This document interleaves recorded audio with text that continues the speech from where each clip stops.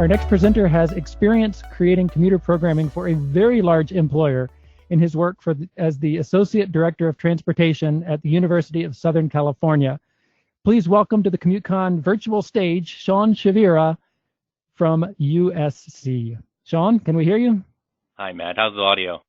You sound great. Take it away. Perfect. Thank you, everybody, and good morning again. And those jokes were actually perfect for after that break. And we like to start off all of our meetings here with a safety message, and it's kind of a joke in between there. So we'll say what we say here is your safety gears are between your ears. So that's my little spit for today. But thank you again for the opportunity to be here. And as Matt alluded, my name's Shawn Chavira, Associate Director of Transit Operations and TDM Initiatives here for the University of Southern California. It's a humbling experience to speak to you all today at the gathering of our fellow transit geeks and professionals and colleagues. So again, thank you for being here. Today I'm going to speak on how our mobility management program has been scaled up here at USC and really focuses not only on options for mobility, but customized options for our closed campus community.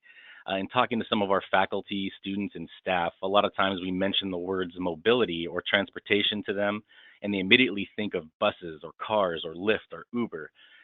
Rare is it the fact that a large employer offers such a robust mobility management option program, let alone subsidies for alternative ways for their folks to get to and from work in one place.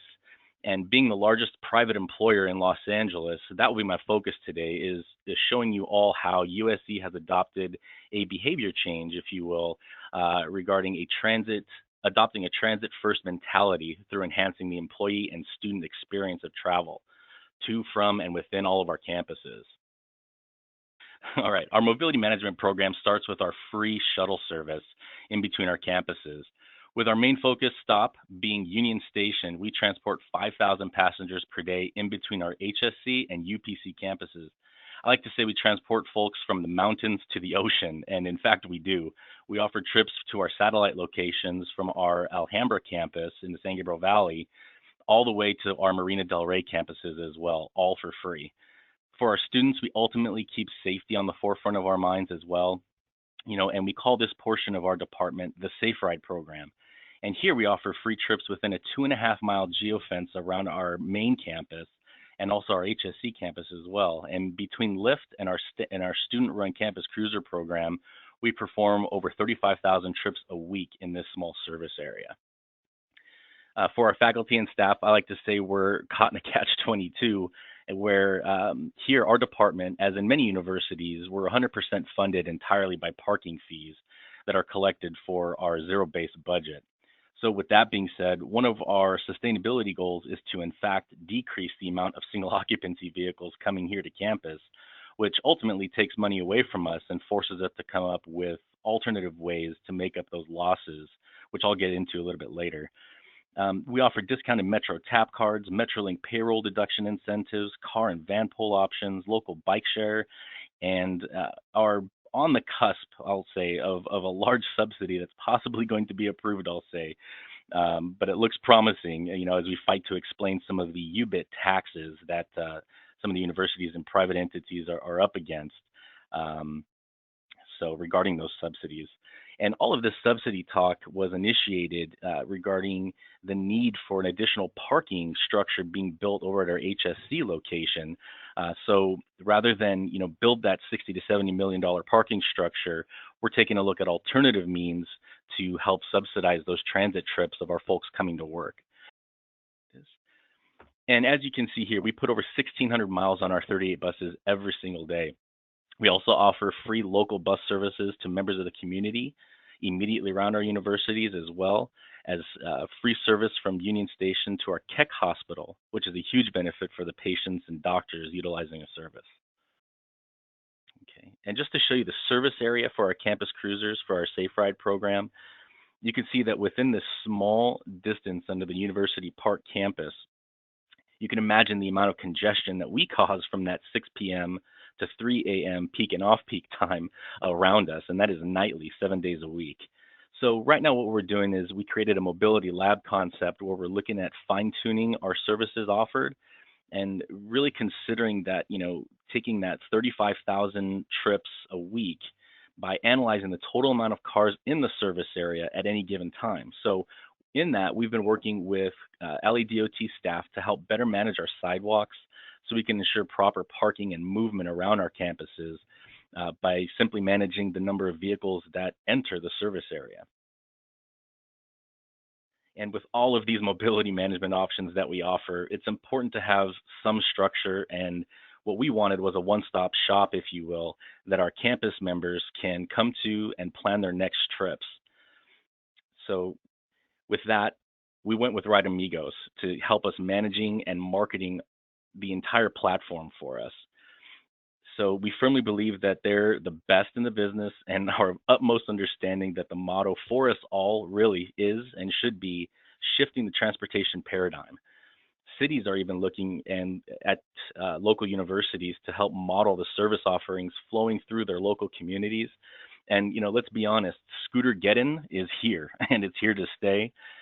However, it's not anything new, as we've learned in the past slides that we've seen. We've seen scooters before, and the Ubers and the Lyfts in the form of the Jitney, and it's just a matter of time that public transit catches up and a culture shift happens either by force or by design, which by the design has that better network, you can say, of roads by which all of these personal mobility devices can operate smoothly and safely through. So hopefully it happens by design and faster.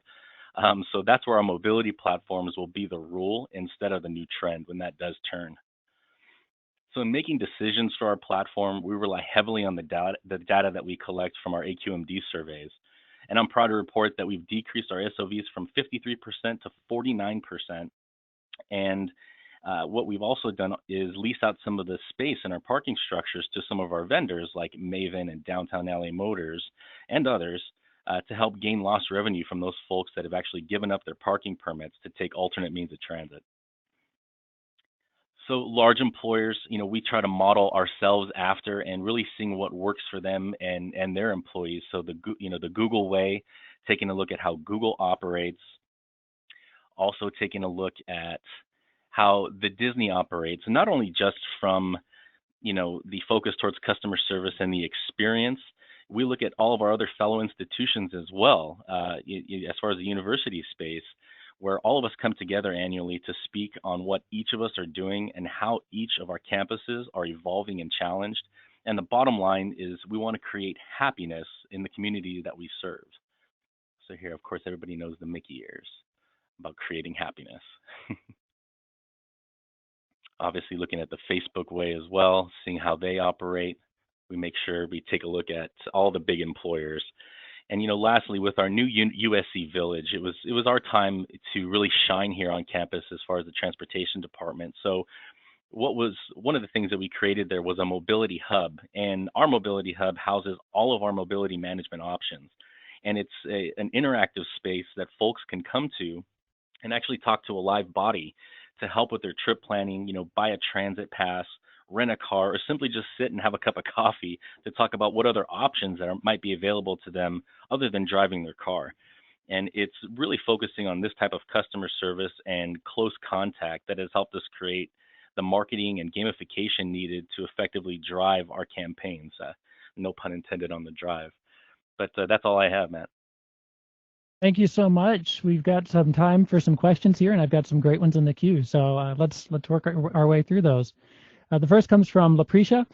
For USC, is there a personnel or employee policy that defines transit benefits, work hours, flex time, alternative work schedules, et cetera, USC wide? And so is there a policy for that USC wide, or do individual department managers have some leeway on how that works for their own staff? It is the latter, and I want to actually dig a little deeper with that. So if you can email that to me, Matt, as well, to see what kind of policies we have internally, because we're closely department by department, as universities sometimes have those barriers in between. But it also allows us, the opportunity to customize those transit trips for particular faculty and staff members in the event that budget constraints might affect one and might benefit another. Awesome. Thank you. We have a question from Emily Breitbart. What is your most popular incentive program, and what is the prize for that program? Ooh, that's a great, most popular one. We take advantage of our weekly farmers markets, and out there, anybody that does sign up for our Right Amigos platform, we dub it Traveler since it's our mascot. They're automatically entered into a $100 raffle, so they'll receive a $100 discretionary spending card around the university, as well as a 1-week transit pass for Metro. So I think that one really kind of stirs it up. I think, yeah, that's the most popular right now at every farmer's market. It's that constant contact that everybody sees as well. So I have to say that's the most popular. Excellent. The next question comes from Peter Stair. What are your approaches to gathering data about transportation patterns? So how do you run your commute surveys, and have you found any technological approaches for this kind of data collection? Great question. One of the things that we're looking into right now, regardless of the Internet of Things that's coming, is the creation of a mobility lab specifically for these not only traffic patterns, but behaviors of our local campus community. So just recently, a group of students, undergraduate, graduate students, and also PhD, put together an abstract for the Transportation Research Board. And in fact, we're going to be going to Maryland to present that concept. And what the Mobility Lab is exactly that. It analyzes the data, traffic flow, and behaviors of a particular area. Once we have, and it's a little bit easier for us considering we're a closed campus community, and it's really going to challenge what MIT has along the lines of GIS mapping capabilities as well, utilizing the partnership with LA Trade Tech. So I know that's kind of a loaded answer, but there's a lot more to just that. So we're deeply embedded with the data collection part. So we've got time for one more quick question from the audience. This is from Tam Kurtzmark for you, Shawn.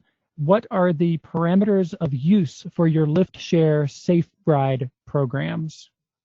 Another great question. We utilize Lyft Line for all trips that are taken within that 2.5-mile barrier or geofence. So basically, it's with any student that has the usc.edu email address can sign up. So we actually send out individual emails to those folks to go ahead and sign up on that particular app. So again, in having that control with the closed campus community, we have that controlled list that we send to Lyft in order to send out the marketing to them via email. Thank you so much, Shawn, for being a part of today's program. USC is doing incredible work with a huge employee base, and it's really cool to see just what's possible in that kind of a context. So thank you for presenting, and we really look forward to seeing what the future holds for working together with you at USC as well. Thank you, Matt.